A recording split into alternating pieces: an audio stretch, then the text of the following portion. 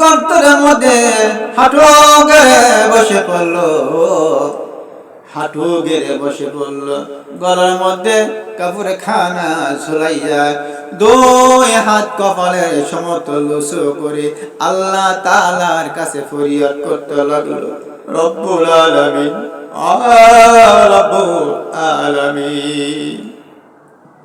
আল্লাহ তাআলা, আমি ফিরাউন জানি, আমি ফিরাউন কিছুই না। সুবহানাল্লাহ।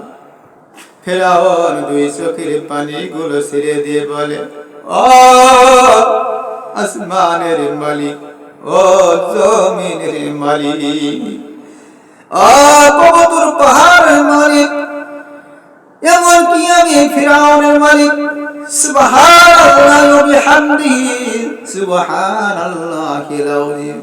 ফিরাউন যখন এইরকম করে দুই চোখের পানি গুলো ছেড়ে দিয়ে বলতে লাগলো, ও পরওয়ারদিগার আলমে পাক পরওয়ার, ও আল্লাহ তাআলা, আমি ফিরাউন জানি যে আসলে তুমি খোদাই নামে একজন সত্তা আছো। ও আল্লাহ তাআলা, আমি ফিরাউন জানি, আমি ফিরাউন জানি, আমি ফিরাউন কিছুই না, আমি ফিরাউন কিছুই করতে পারবো না, আমি ফিরাউন কিছুই করতে পারি না। মাবুদ, মেহেরবানি করে তুমি দয়া করে দয়া পরবশ হয়ে তুমি আমি ফিরাউনের দোয়াখানি কবুল করে লও। ফিরাউন বলতে লাগলো, রব্বুল আলামিন, আল্লাহ তাআলা, আমি ফিরাউন পরকালে কিছুই চাই না, মৃত্যুর পরে আমি ফিরাউন কিছুই চাই না আপনার কাছে। মৃত্যুর পরে, মরার পরে আমি ফিরাউন আপনি আল্লাহর কাছে কোনো কিছুর আবদার করব না। আপনি আপনার ইচ্ছা অনুযায়ী আমাকে জাহান্নামবাসী করে দিয়ে আমার কোনো সুখ থাকবে না। রব্বুল আলামিন, কিন্তু দুনিয়ার জমিনে আমি ফিরাউনকে খোদাইতে দিয়ে দিই, দুনিয়ার জমিনে আমি ফিরাউন খোদাইতে চাই। দুনিয়ার জমিনে মানুষ আমি ফিরাউনকে খোদাই মনে করবে, আল্লাহ মনে করবে। রব্বুল আলামিন, আল্লাহ তাআলা, মেহেরবানি করে আপনি আমার ফিরাউনের এই দোয়াখানি কবুল করে নিন। মেহেরবানি করে সুবহে সাদিকের পরে নীল দরিয়ায় পানি দিয়ে ভরপুর করে দিন। আল্লাহ রাব্বুল আলামিন জিবরাইলকে বললেন, জিবরাইল, আর দেরি করিস না রে জিবরাইল, যা চলে যা, জলদি করে চলে যা। আমার এক নাফরমান বান্দা ফিরাউনের নিকটে চলে যা, ডায়েরি নিয়ে যা, জান্নাত থেকে একটি ডায়েরি নিয়ে যা, একটি কলম নিয়ে যা। আবার কোন কোন ব্যাখ্যা আছে, জিবরাইল আলাইহিস সালাম আসিয়া ওই ফিরাউনের সামনে একজন সাধারণ বয়োজ্যেষ্ঠ বৃদ্ধ মানুষের সুরত হয়ে হাজির হয়ে বললেন, এই আল্লাহর বান্দা ফিরাউন, আপনার কাছে আমি এসেছি একটি প্রশ্ন করার জন্য। এই প্রশ্ন হইল এই যে যদি কোনো মনিব অর্থাৎ যদি কোনো গোলাম তার মনিবের কথা যদি অমান্য করে, তাহলে সেই মনিবের সঙ্গে কথা অমান্য করার বিনিময়ে সেই গোলামের কি শাস্তি হইতে পারে? এই প্রশ্নখানি আপনার কাছে আমি জানার জন্য আইছি। সুবহানাল্লাহ। এটা তো জিবরাইল আলাইহিস সালাম। জিবরাইল আলাইহিস সালাম প্রশ্ন বৃদ্ধ মানুষের স্রোত ধরে ফিরাউনের সামনে ওই সময় কবুতর পাহাড়ের সামনে হাজির হয়ে গেলেন। বুঝতে হইবে যেখানে কোনো মানুষ নাই, কোনো জন নাই, কোনো গরু নাই, ছাগল নাই, নীরবময় একটি স্থান। সেখানে মাত্র একাই ছিল ফেরাউন। ওই নীরবময় স্থানে কোথায় থেকে হাজির হইল একজন বৃদ্ধ মানুষ। আবু জাহেল মনে এই প্রশ্নখানে এসেছিল বা হয়েছিল, যেখানে কোনো মানুষ নাই, কোনো নাই, কোনো শব্দ নাই, আমি একা ফেরাউন ছাড়া। কিন্তু দেখা গেল হঠাৎ করে কোথায় থেকে একজন বৃদ্ধ মানুষ হাজির হইল। এইরকম মনের মধ্যে একটা প্রশ্ন করতেছিল, খেয়াল করতেছিল। আবার বলল, যাক, ওগুলো আমার জানার দরকার নাই। লোকটি যে প্রশ্ন নিয়ে এসেছে আমি তার প্রশ্ন উত্তর দিয়ে দেই। ভাইয়েরা আমার, কথাগুলো বুঝতে হবে, বোঝার জন্য চেষ্টা করতে হবে।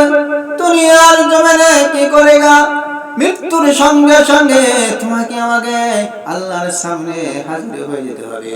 আল্লাহ তাআলার ফেরেশতারা প্রশ্ন করবে, মান রব্বুকা, মান দিনুকা, মান নবিয়ুকা, আমান ইসলামুকা। এইরকম তিনটি প্রশ্ন করতে হবে বা প্রশ্ন করবে কবরের মধ্যে। আল্লাহ নবী বলিয়াছেন যে এই ব্যক্তি তিনটি প্রশ্ন উত্তর ঠিক মতো দিতে পারবে, তার জন্য পরবর্তী সওয়ালগুলো আসান হয়ে যাবে। যাই হোক, জিবরাইল আলাইহিস সালাম বললেন, হে আল্লাহর বান্দা, আমার প্রশ্ন হইল, যদি কোনো গোলাম তার মনিবের কথা অমান্য করে, তাহলে সেই গোলামের শাস্তি কি রকম হইতে পারে? আপনি একটু দয়া করে বলে দিন আমাকে।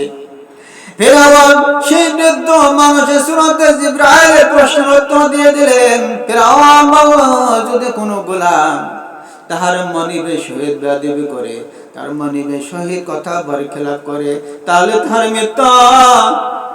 তাহার মৃত্যু হইবে নীল দরিয়ায় যেন পানিতে ডুবাইয়া মারে। সুবহানাল্লাহ, নীল দরিয়ায় যেন পানিতে ডুবাইয়া মারে, যদি কোন গোলাম তার মনিবের সঙ্গে বেয়াদবি বা কথা বরখেলাপ করে। বন্ধুরা আমার, বাবা খালি হাতে গিয়েছিল, ডান হাত উঁচা করলো, উঁচা করার সঙ্গে সঙ্গে ডান হাতের মধ্যে কলম হাজির হয়ে গেল। ভাইয়েরা আমার, বাম হাত উঁচা করলো, বাম হাত উঁচা করার সঙ্গে সঙ্গে বাম হাতের মধ্যে একটি খাতা হাজির হয়ে গেল। তখন ওই রকম অবস্থায় খাতা কলম দিয়ে ওই ডায়েরিতে লিখতে লাগলো যে, গোলাম হয়ে যদি মনিবের সহিত বেয়াদবি করে, গোলাম হয়ে যদি মনিবের কথায় অমান্য করে, তাহলে সেই গোলামের মৃত্যু হবে নীল দরিয়ায় পানিতে ডুবিয়ে ডুবিয়ে মারা। যখন লেখা শেষ হয়ে গেছে, লেখা শেষ হয়ে যাওয়ার পরে ওই সময় সেই বৃদ্ধ মানুষকে বলল, এই আল্লাহর বান্দা, শোনো, আমি কিন্তু দুনিয়ার কোনো মানুষ নয়, আমি কিন্তু আসলে কোনো বৃদ্ধ মানুষ নয়, আমি হইলাম আল্লাহর ফেরেশতা জিবরাইল। আল্লাহ রাব্বুল আলামিন আমাকে পাঠিয়েছে তোমার কাছ থেকে এই সিগনেচার বা সই উত্তর করে নেওয়ার জন্য। তুমি যে আল্লাহর কাছে দুনিয়াতে বাদশাহী চেয়েছো, দুনিয়াতে নামদার চেয়েছো, দুনিয়াতে মকবুলা চেয়েছো, আখিরাতে কিছু চাও নাই। এই কথাগুলো সত্য কি মিথ্যা, যাতে তুমি পরবর্তী সময় এই কথা কি তুমি ঘুরাইতে না পারো যে তুমি বলো নাই বা তুমি কাজ করো নাই। এই জন্য আল্লাহ রাব্বুল আলামিন আমাকে তোমার সামনে হাজির করাইয়া এই কথার লাস্টে বর্ণনা করিয়ে নিলেন। মেয়েরা আমার, আল্লাহ রাব্বুল আলামিন ফেরাউনের খোদাই তো দিয়ে দিলেন, নীল দরিয়া পানি দিয়ে দিলেন। ফেরাউন চলে গেল, নীল দরিয়া পানি এসে পড়ল, খোদাইতের বাহাদুরি বেড়ে গেল। বন্ধুরা আমার, বুঝতে হবে আল্লাহ রাব্বুল আলামিন বলেন যে দুনিয়ার জমিনে আমার বান্দারা যা চাইবে আমি তাই দেব। দুনিয়া চাইলে দুনিয়া দেব, আখিরাত চাইলে আখিরাত দেব। তবে হ্যাঁ, যারা দুনিয়া চাইবে তাদের জন্য আখিরাতে কিছুই থাকবে না। সেই কথা আল্লাহ রাব্বুল আলামিন এখানে ধরে তুলেছে, ওয়া ইন্না শানুকুরিকুহু ফালা সারিখা লাহু ওয়ালা হুম ইউনকাদুন। আল্লাহ রাব্বুল আলামিন বলে, এই মহাসাগরের মধ্যে আমার বান্দারা যখন বড় বড় স্টিমার জাহাজ লঞ্চ নইয়া নৌজওয়ান বা যানবাহন নিয়ে চলাচল করে, আল্লাহ তাআলা বলেন আমি ইচ্ছা করলে এই নৌকা যানবাহন স্টিমার লঞ্চ মানুষ সহ এই পানির নিচে ডুবাইয়া